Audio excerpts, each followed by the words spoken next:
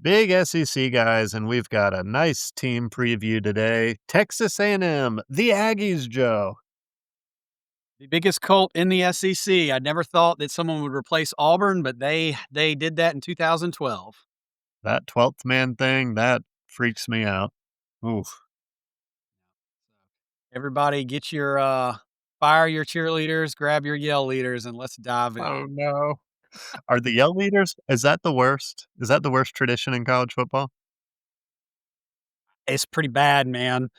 It's, you know, I am stuck in 90s football, which focused heavily on the cheerleaders, and, um, and that has never got things going down in, College Station. Oh, boy. We're gonna get them. We're gonna take them. I don't even know what What they is say. the what is the Love it. Yeah. Love it. All right. Now that we've insulted any of our Texas A&M A&M listeners, A&M subscribers, yep. now that we've got our A&M subscribers fired up, let's do a little team preview, Joe. What do you say? I mean, y'all have seen this in the Georgia preview if you've watched that one. We're Right. gonna we're gonna talk a little depth chart. We're gonna look at the schedule. We're gonna give you some data. We're gonna do a little prediction, and that's it. Joe, you want to start with the depth chart? How you feeling? Lots and lots of returning starters off of a pretty decent football team last year, Daniel. Yeah, The we're Mike entire Elko O-line guys. Yeah, the entire O-line is back. Quarterback and running back, both are back. Um, that to me right there screams, uh, that the offense is gonna move the ball better this year. Um, Yeah, and Elko wants and to pound the rock. and then kick in Concepcion coming over from NC State, that's a weapon that they needed after where did their wide receiver from last year, he went to LSU, didn't he? Is I think they'd one go to Georgia, right? that what it was? Went to Georgia, that's right, that's right. Yeah, the big tall one. Yeah, yeah, so, you know, I would say, what is it, plug and play, right? No harm, no foul basically right there. Yeah, But the big thing to me is that offensive line coming back. I actually watched a couple, of their I guess, what do you can watch those, like, 20-minute full game highlight type deal, and they were moving people. They were moving people around, and when you throw in, you know, the production they're gonna get out of the running back and quarterback position, it's gonna be a lot of zone read, um, lot of, uh, lot of called quarterback runs, but then there's gonna be a lotta, Le'Veon Moss that's going to, I mean, he's gonna take a lot of punishment this year. Hopefully, he stays healthy, but, if you ever wanted to really build your stats up, this is a good offense to be in for a running back. yeah, I agree. What do you say we look at let's take a look at the offensive depth chart, see what we think here. So the quarterback's Marcel Reed. That's gonna be fun. Runner, likes to Moss, run, likes to use his legs, yeah, needs yeah, to work on the Moss. passing game, but has a good arm. So I think we like that. I know we like Le'Veon Moss, the running back. He's coming off the injury, but um, I mean, I had he him was as as my good as number he 1 gets. back in the conference, so, I mean, Yeah, that's assuming he's gonna come back from the injury, but I have him as the number 1 back in the conference. I And think he's then my 1 or 2, so I'm right there with you. and then you got the offensive line is everybody back. I mean, everybody back, nobody there shouldn't be a lot of blown assignments.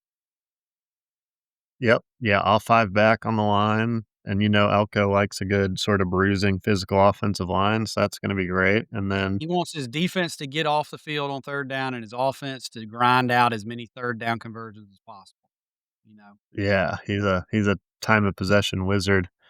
And then the receivers, you mentioned them. They've got, Mario Craver coming over from Mississippi State. I think he's gonna be good. They've got Terry Busey. Yeah, He's I got think it's all gonna come down to, can Reed get on the ball? I mean, yeah, and then you've got can Casey he get on the Concepcion. ball on the perimeter and let him? Because there's playmakers there. There's gonna be plays to be had, especially because people are gonna have to walk up into the box. I mean, the first priority when you play Texas A&M is you're gonna have to sit there and say, "Moss and Reed cannot beat us with their." They can't do it. Yep. Can't let that happen. And so then it's gonna come down to, okay, if we're your first and 10 going to second and 8 going to third and 6, who's gonna make the conversion? Who can we get the ball to get those 7, 8 yards we need to keep the chains moving? And, um, and that is largely gonna depend. I think the wide receivers aren't gonna have a hard time getting open and seeing coverage. I think it's largely gonna depend on if Reed can get the ball to him.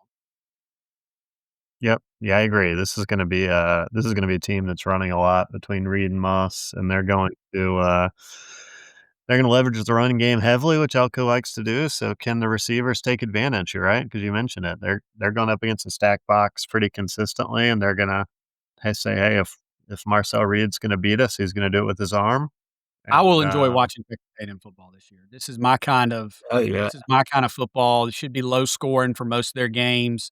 What is low scoring in college football these days? Is anything under 35 points, under 28 points. yeah, But still, it's gonna be there's gonna be 3 and outs caused on defense. There's gonna be time of possession battles. I mean, this is the type of football that I like to watch. So, I will I enjoy agree. watching. And they don't play Bama, so I don't have to, I don't have to care. You can cheer for I them. have to care, You can cheer I for them. yeah. I mean, let's not forget this team was a win away from Atlanta last year. Yeah. Oh, yeah. This team was good. Well, started good. Skated there at the The end. wheels came off there towards the end. It did not Yeah, help that Moss went out hurt. That was a huge that was a blow to big them when he went out because he just had that other gear, that other what do they like to call it? The juice. He just had the juice, man, yeah. Oh, yeah. He Yeah. brought the wood when he carried the ball and could make plays. That South Carolina game last year was a different game when he went out with the injury. That was just a I game think we sort talked of it game was over for tied, them. wasn't it? Wasn't it tied at halftime? Yeah, it was tied 2020. He gets hurt right before half, and then South Carolina goes on a 24-0 run and has essentially the entire time of possession. But yeah, that Texas A&M this last year was interesting, right? They lose to Notre Dame in the opener in what was a pretty rough Closer than game the for Connor experts Wegman. think game, right? Like, what was it, 6 Yeah, that nothing? was what was that? Wasn't it 6 to nothing? What was the final score to that? It was 23-13 close, Notre wasn't Dame. it? Yeah, yeah, yeah, it was closer than the score looked, and then they won, I think, 7 in a row, and then they lost to South Carolina, they beat New Mexico State, and then they lost to Auburn, Texas, and Southern Yeah, Cal, so they lost 4 of their last 5, so that was a skid at the end, but I think it's gonna be a pretty good team. You wanna take a look I at the was way defense? wrong, by the way, on that score. It was 23-13. I don't know why. Maybe I turned it on at Yeah, one point in time and it was yeah, 6 to nothing. It was it was closer than everybody thought it was gonna be, though. I was right there. yeah, 23-13 sounds right. You wanna touch on some key games? What I kinda highlighted some key games, um, Yeah, let me for run through the them. defense, and then let's look at key games. How Yeah, does yeah, that yeah, yeah. sound? Go ahead, go ahead. So, we've got Searcy and Howell at the ends. I think Mhm. they're gonna be good. We've got Regis and Hicks at D tackle. I really like those 2 at D tackle. The linebackers are pretty good. I'm sure you remember them. Scooby Williams and then Torian York. They're gonna be good. Mhm. I like Will Lee the third. He's their sort of transfer cover corner that we've talked about a few times on the pod. I think he's gonna be really good. He's the guy that's been standing out on sort of the message boards. And then you've got a good group of sort of older guys at safety, Anderson and Brooks. So I think this defense is gonna be good. I think this is probably a top 6 defense in the SEC, 6 or 7 if I Okay, had to go to a alright. I thought you stack were gonna say ranking. nationally and the SEC, yeah, okay. Yeah, in the I'm not gonna SEC, I'm but not gonna uh, argue with you on that. I think Elko's a great defensive coach, so, I mean, yeah, if he's got the Jimmies and the Joes that can get the job done, he's schematically, they're gonna be in pretty good shape. I think this is gonna be a pretty good team. You wanna dive in? Walk us through some of the key games, Joe. Alright, yeah, so, right out of the gate, September 13th at Notre Dame, that's Yep. gonna be an upset. We'll get into it when we go to the schedule, but that's gonna be an upset. That's Revenge A&M game. A&M's gonna go win that game. Um, 10-11 Florida at home. That's gonna be a big game that's gonna have implications for both teams come if they wanna try to get to Atlanta or play in the playoffs. That's Whoever Yeah. wins that game is gonna put themselves in a position to probably be playing for more meaningful games down the because both teams Florida's have gonna be it good. circled. They both are gonna be good. It's early enough in October to where it's still in the first half of the season. Both teams are gonna have it circled as kind of this is a bellwether that could kick us one path or the other. You know, what's the difference between us Oh, going yeah. 10-2 and 8-4, right? Is winning that game on both teams. Um, then 10-25 at LSU. Um, Again, that's another team that's gonna be pretty good, and you gotta go to Baton Rouge, and you kinda messed up their little season at one point in time last year. So, that's gonna be an interesting matchup, and then, of course, I threw the Gamecocks in there, 11-15. You know, they get them in College Station, so that's gonna be a pretty interesting College atmosphere Station. with That's been with, a house of horrors for South Carolina. yeah, yeah, That's been a so, struggle. you know, we'll see that, but that is also, you know, for both teams a time where somebody's probably playing at that point in time to be a spoiler, either way. One of those 2 teams is probably trying to spoil the other. Oh, yeah. And then you got Texas, probably a different game last year if Moss played. I don't know if A&M had it enough to win because Texas jumped all over them early and then basically hung on in the second half. I mean, but I can say this, when A&M had the ball first and goal from, like, 2, if Moss is playing, they score. That doesn't mean they They win, plunge. they score, Yeah. right. So, it definitely would have changed parts of the game. So, that'll be interesting, and that right there is and that could be Texas. I'm not gonna spoil the Texas episode, but my opinion of Texas, you know, heavily rides on how that game plays out. So Yeah. those are some key games. You know, I only really when you look at the schedule, the only real trap game that I saw on there was Arkansas, um, and it's just where it falls on the schedule. Big home game against Florida. You gotta go to Arkansas, and then you're going to LSU the next week. It's it's in a 5-game stretch in between the byes. So, you know, you come off that Notre Dame game and you're off. Then you play Auburn and Mississippi State and Florida all at home. Then you go on the road to Arkansas, LSU. You know, if Yeah. they're able to pull off that upset at Notre Dame, then they're probably going into the Florida game 5-0. And they win that at home, they're 6-0. Everybody's pounding their chest. You know, we just gotta go take care of Arkansas, and then the big showdown with what's gonna be a good LSU team. You know, Pittman is probably gonna be coaching for his job this year. You know, that's might be one on the calendar when you're looking at upsets that you need to make, that might be one he's got circled. And, Yeah. It's hard to and so win away in the as SEC. far as trap games go, that's the only real one I saw on the schedule.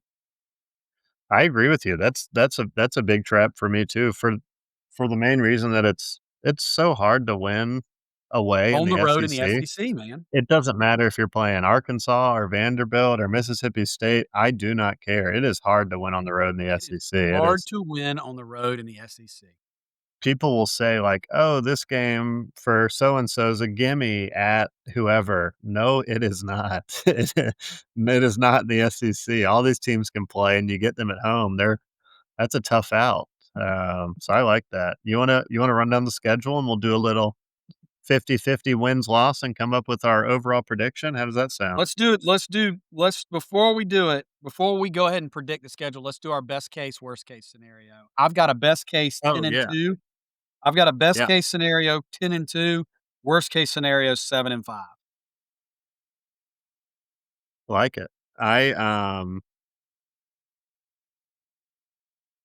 yeah, this is a hot take. Texas A&M is one of the teams I think could make the playoffs, and therefore it's one of the teams I think could win a national championship from the SEC. So, my best case is 11-1, makes the playoff, makes the SEC championship game, and is competing for a national championship.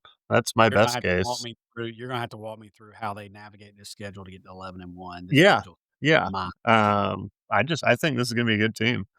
And I then my I'm not arguing that, but a 10 and 2 team with this schedule is still a good football team. oh, You're gonna have yeah, to walk that's me what I'm through saying. how they get 11 and 1. 10-2, 11-1, I think best case, and then worst case, I could see them losing 5 games and going 7-5. It's this is a tough for, them kinda getting a break last year with where they caught certain like, they got Florida last year before Florida had figured things out, right? And so that's a game this year that's gonna be much more difficult than it was last year. They Yeah. caught Oh, yeah. LSU they caught LSU when LSU was in turmoil, couldn't block anybody on the front and keep Garrett Nussmeier standing. So, these are probably they're not gonna get those bounces this year of when they're catching teams.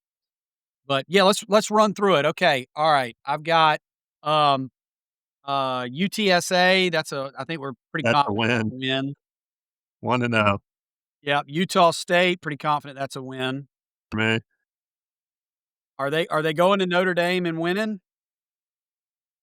I like Texas A&M more than I like Notre Dame this year, I'll say that. It's at Notre Dame, so that's gonna be hard, but I Yeah, I've got A&M winning that give game. me Texas A&M in that one too, 3-0. The Aggie I've fans are got Texas pumped. A&M. Alright, we've got, we're off, then we host Auburn. Yep, I've got that a win. that's a win for me. Yep, Mississippi State. That's a win. Alright, Florida at home. That's a toss-up for me. What are you thinking there? I've got Florida in that game. Okay, you've got Florida there. Like it. I think so. I think so, yep. I think Florida's gonna be good. Um, I mean, I nothing wrong with I that. think Florida's gonna be very good. Again, when you're talking schedules, they got a rough one, and that's one that if they wanna be good, they owe A&M a little bit after getting embarrassed at home last year, which doesn't happen in the Swamp that often. Yeah. I think, uh, I think Florida's gonna have that one circled. But like we talked about, that's early enough it's October 11th. That's early enough that that game right there could affect trajectories. If we're wrong about Notre Dame, if we're wrong about I mean, this is how A&M gets to 7-5, right? If we're wrong about Notre Dame and they lose, and then they struggle with Auburn or Mississippi State, and then they get beat by Florida, and then they gotta go we're Arkansas the next week, LSU, at Missouri. So that's one of those games where it could send either way. Oh, yeah. It could propel the teams either way. The train could come off the track. That's Um, exactly right. alright, at Arkansas, I think trap, but they're gonna win. Yep, I've got Texas Um, A&M. and then at LSU, I've probably got LSU in that one. I think that's gonna be a tough ask to go down to Baton Rouge and win that game. Um, then they're off, then they're at Missouri. Um, I've got could it Texas be a A&M in trap that if one. they're undefeated? If they find a way to be undefeated, yeah, going to Missouri, Columbus or Columbia could be a problem, but I don't think they're gonna be in that case, and they're also coming off a bye week, so I've got them beating Missouri. Yep, I've got Texas A&M there. I also have them beating South Carolina. Breaks my heart. Sorry, Gamecock listeners, but until we go in there and win, I can't take us in College Station, so I've got Texas A&M there as well. And, I've got them beating Samford, Yep. and then at Texas, Yeah, give me Texas there. to me, that's a toss-up, but as much as I would like the Aggies to win this one, I don't know. I have Texas probably winning that game, but it is one of a handful of games that I wanna talk about when we do our Texas podcast, so I'll Yeah. just kinda leave it there. So I've got them 9-3, 10-2, somewhere right there. Alright, well, we just did our combined Meaning combined prediction, 9-3, folks. There it is. Yep.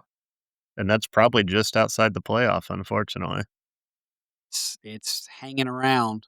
It also depends, maybe they get to 9-3, but they get there differently. Maybe we're just wrong on Notre Dame. Notre Dame's really good, and they lose a close one to a team that goes undefeated up in South Bend. That 3rd loss doesn't look so bad then. Yeah, I mean, yeah, if their losses are at LSU, top 10 team, at Texas, top 10 team, and Notre Dame, top 10 team, like, it's hard to look at a team that went 9-3 with 3 losses to top 10 teams and say, "You're out. You don't get to go in the playoffs." Listen, this 8-game SEC, I'm gonna pound on it all year until it's changed. I'll continue to 9. complain about 9 is too it. It many. is a real 8 SEC games is a real problem. Oh my god. Real problem because certain teams, just by the nature of the draw, will get an easier path throughout the season than others, and it is what it is. I mean, as we go through these schedules, you'll see some of these teams play a gauntlet and some of them do not. Compare Mi And listener, that compare Missouri's schedule to Florida's schedule. Just go pull those up side by side. unbelievable, They're not even they unbelievable. don't even look anything similar. You wouldn't even know they were in the same conference. Exactly right. You'd have no clue they were in the Um, same conference. no, it's yeah, it's pitiful. Um, but last year's SEC championship game, 7-1 versus 6-2 in conference. Yeah. So, 6-2 very well could have you in it. I think it was like a log jam under Georgia with 3 losses after that, wasn't it? Yeah, they were All conference losses? it was Yeah. gonna be a crazy. Ole Miss, Carolina, and Bama all had 3. Yeah, and South Carolina somehow had the tiebreaker, so it was about to get really crazy Was 'cause about to they're get even though they had lost to both of yeah, the other 3 lost teams. So, that's the funny thing about the SEC fans, tiebreaker. you gotta look Yeah. at your tiebreakers and your conference schedules. It was like a literal maze of how it got there, but they reported, they're like, "Yeah, South Carolina has the tiebreaker," and everyone thought, but they lost to both of the other teams. It was like, "Yeah, We're not at common that point in the opponents." season yet, but there was a website you could go and, like, play out scenarios. Did you ever do that last year? No, that'd be fun though. There was a website that had all, like, I guess the algorithm had it built in for, like, all the tiebreakers and everything, and Nice. you could, with 5 weeks to go, you could pick the games for each of the top, like, 5 teams, and it would show you how it would play out. So, as it, Robert Perkle sent me that. So, as we get further in the season, we'll have to start linking it in the comments. We'll have to do like an episode where we just mess around with that thing, and what's gonna happen Yeah, episode. That's exciting. yeah, especially when we're 6 games into the schedule and only have a few more games left. Yeah. Alright, folks. Well, that's Texas A&M in a Alright, nutshell. that's Texas A&M. Like it. Gig 'em. Big thumbs up from Dan and Joe. Gig 'em. Guess what they do? They gig them because 'cause they're stabbing stuff with a I gig. thought you Gig 'em. good job. Good job, Texas A&M. Alright. Until next time, folks, big SEC guys, we're out.